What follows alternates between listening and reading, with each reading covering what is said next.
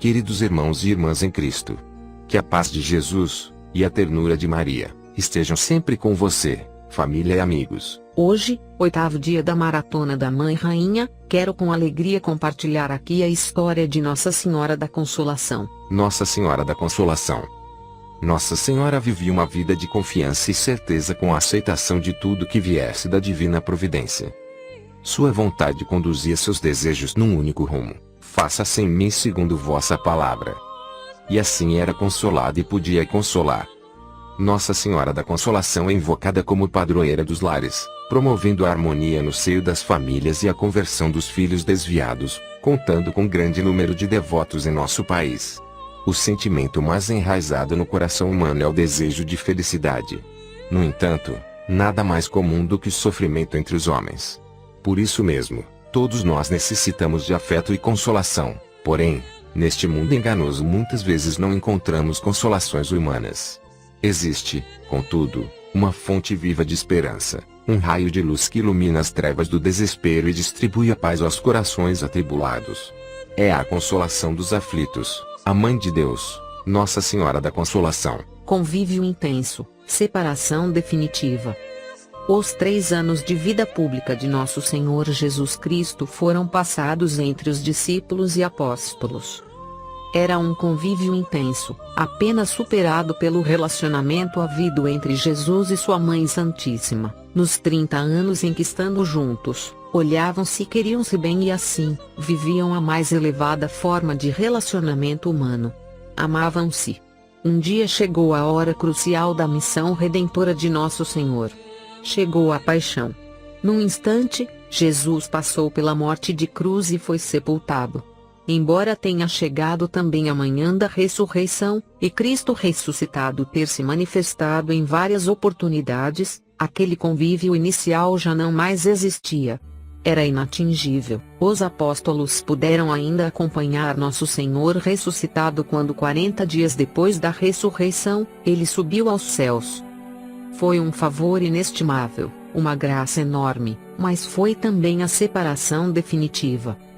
Nosso Senhor voltou glorioso para a direita do Pai Eterno. Aqueles homens ficaram sem Jesus e tinham uma missão a cumprir. Eles vacilavam. Ainda não estavam confirmados em graça, viviam de uma fé fraca. Vendo Jesus afastar-se, eles poderiam deixar-se invadir por uma onda de desolação, incerteza e medo. Poderia muito bem se julgar desamparados, abandonados e sem consolo. Mãe de todo consolo. Apesar do clima de desalento e abandono que rondava as almas deles, eles sabiam que Nossa Senhora era a mais fiel e santa das criaturas e que nela encontrariam consolo para seus espíritos. Sobretudo eles acreditavam que Maria, cheia de graça, trazia em si a presença consumada, a ação constante do Espírito Santo Consolador. Eles sabiam que poderiam pedir a ela o consolo na aflição e o auxílio que lhes faltava. Disso eles tinham certeza. Foi nessa ocasião que, de dentro de sua fraqueza, inspirados pela graça divina que nunca falta, os apóstolos e discípulos realizaram um ato sublime de humildade, de reconhecimento, de exaltação. Procuraram estar juntos de Nossa Senhora, sob a proteção dela. Recorreram a ela, pediram seu auxílio e assim reconheciam que ela era a única que mantinha a certeza, vivia a esperança da fé e confiavam. Como verdadeira mãe dos discípulos de seu divino Filho Jesus, Maria Santíssima foi a fonte do consolo de todos. Foi este consolo que trouxe aos apóstolos o alento e os ajudou a cumprir a missão que a providência lhes tinha dado. Por isso, bendito seja Deus Pai de Nosso Senhor Jesus Cristo, Pai de misericórdia e Deus de toda consolação, o qual nos consola em toda a nossa tribulação, para que também nós possamos consolar os que estão em qualquer angústia. 2 Coríntios 1, 3, 5. Foi Nossa Senhora um instrumento de Deus nessa ocasião. Foi ela quem os consolou e os encorajou, dando a eles o alento e a força para cumprir um mandado do Redentor Divino. Ide por todo o mundo, pregai o Evangelho a toda criatura. O que crer e for batizado, será salvo, o que, porém, não crer será condenado. Marcos 16, 15 e 16. Esse mandado de Nosso Senhor estendeu-se a todos aqueles que se tornaram cristãos pelo batismo.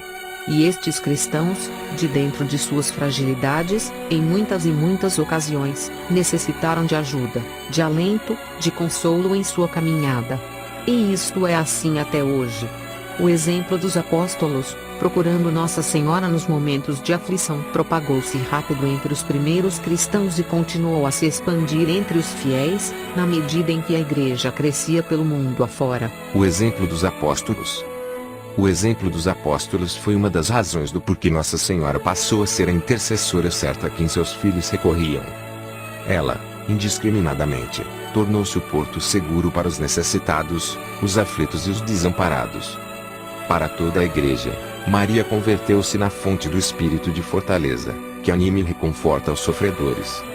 Passou a ser a Consoladora, a Senhora da Consolação, até para aqueles que a procuravam depois de uma infidelidade ou queda.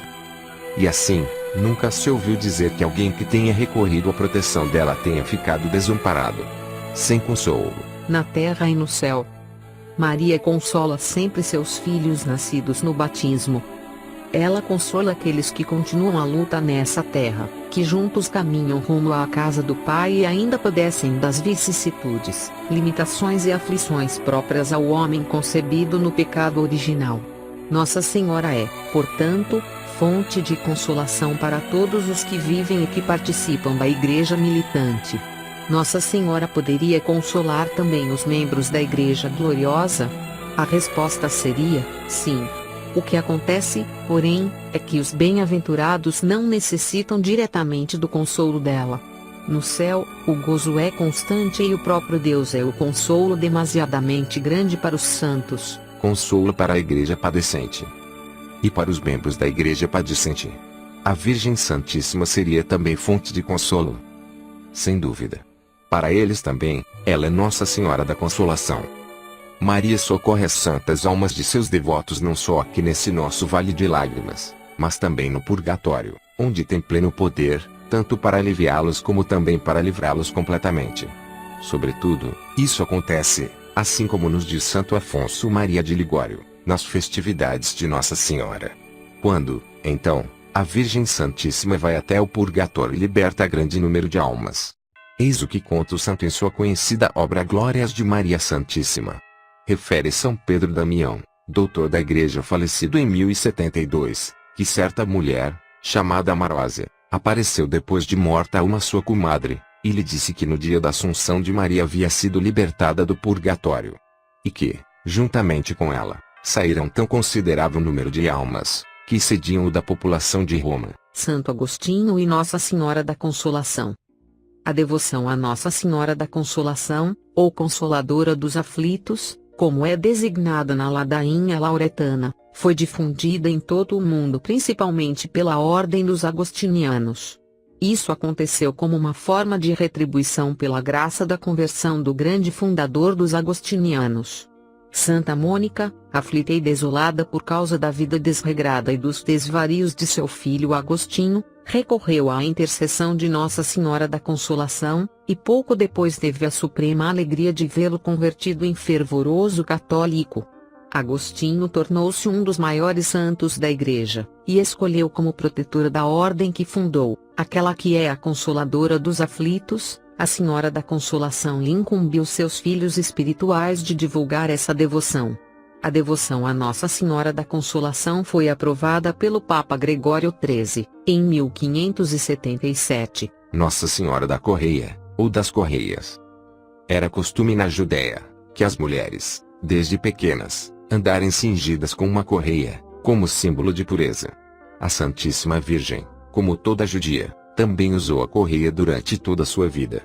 Para mostrar aos fiéis quanto lhe é grata a devoção à Sagrada Correia, a Mãe de Deus tem se manifestado por diversas maneiras e realizado inúmeros prodígios.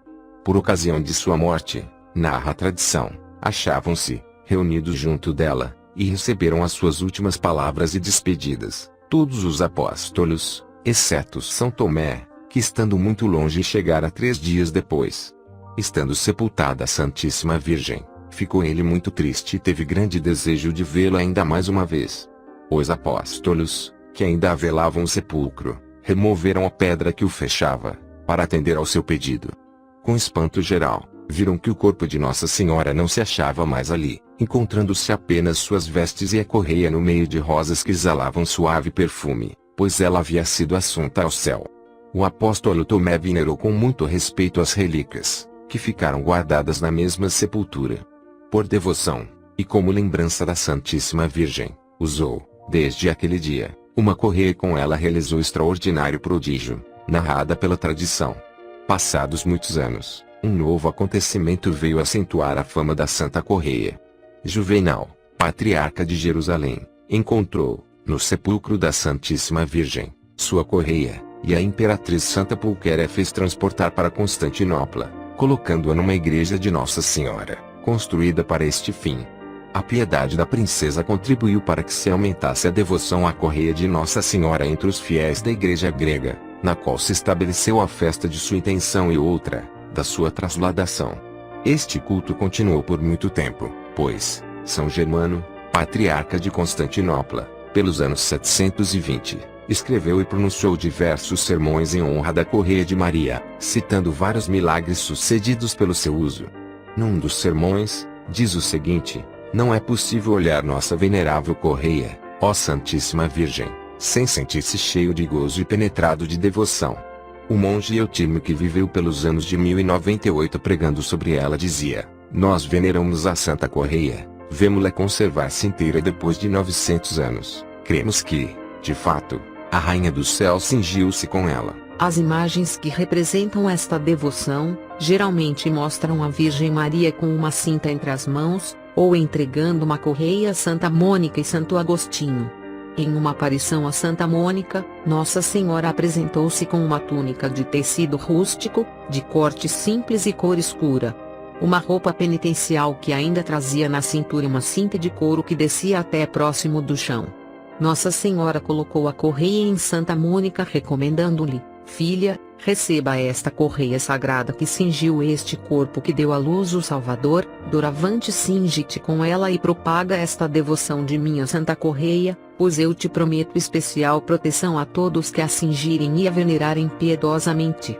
Santa Mônica obedeceu a Nossa Senhora em tudo. Logo em seguida teve a graça de testemunhar a conversão de seu filho.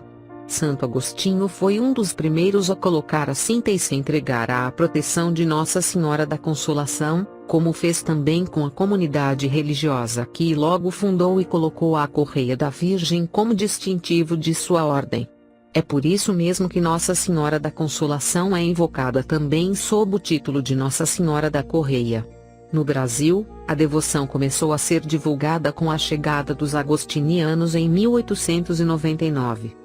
O título de Maria como Nossa Senhora da Consolação e Correia, lembra ao católico a presença da Mãe de Jesus na vida da Igreja, trazendo alegria, paz e esperança a todos os que necessitam de consolo, com carinho especial aos pobres, aflitos, doentes e marginalizados.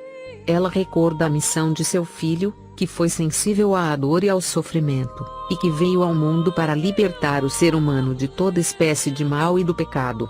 Ao trazer nos braços o menino Jesus, Maria apresenta a única consolação que salva realmente o mundo. O Príncipe da Paz, o Cristo Filho de Deus e Libertador, a luz do alto que vem iluminar a humanidade, oferecendo um novo caminho de solidariedade e de fraternidade. É sempre bom recorrer a Maria.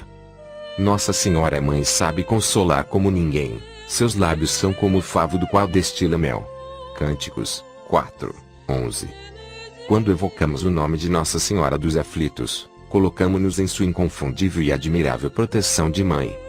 Mãe que quer a felicidade de seus filhos, intercede por suas aflições e seus anseios, sempre mostrando seu Filho Jesus. Em nossas aflições, também nós podemos recorrer a Maria.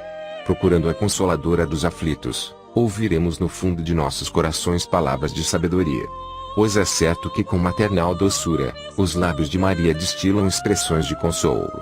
É sempre bom procurar a consolação junto a Deus e junto a Maria, pois ela é a mãe dos aflitos. E nosso Senhor Jesus Cristo nos lembra nos Santos Evangelhos: bem-aventurados são aqueles que choram porque serão consolados. Mateus 5:5. Como exemplo de súplica que podemos levar até o trono da Santíssima Virgem, aqui está uma oração que foi ditada pela fé e esperança de uma alma aflita. Uma alma necessitada de consolo e que demonstre humildade e confiança. Oração a Nossa Senhora da Consolação. Versão 1. Lembrai-vos, ó Puríssima Virgem Maria da Consolação, do poder ilimitado que em vosso imaculado coração depositou vosso divino Filho Jesus. Cheio de confiança na onipotência de vossa intercessão, venho implorar o vosso auxílio. Em vossas mãos tendes a fonte de todas as graças que brotam do coração amabilíssimo de Jesus Cristo.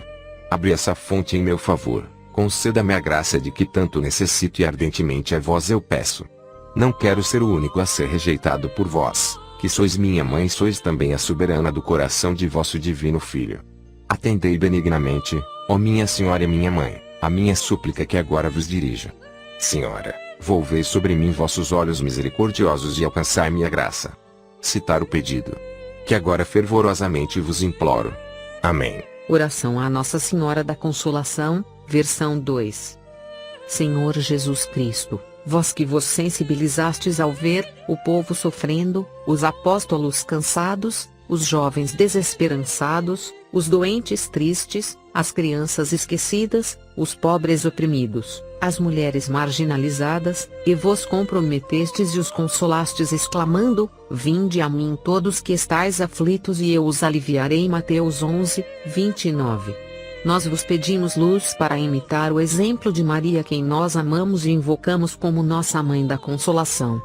Fazei-nos, por ela, descobrir a forma de sermos solidários com aqueles que choram, com os pobres, os mansos, os que têm fome e sede de justiça, os misericordiosos, os puros de coração, os que buscam a paz e os que são perseguidos por causa da justiça.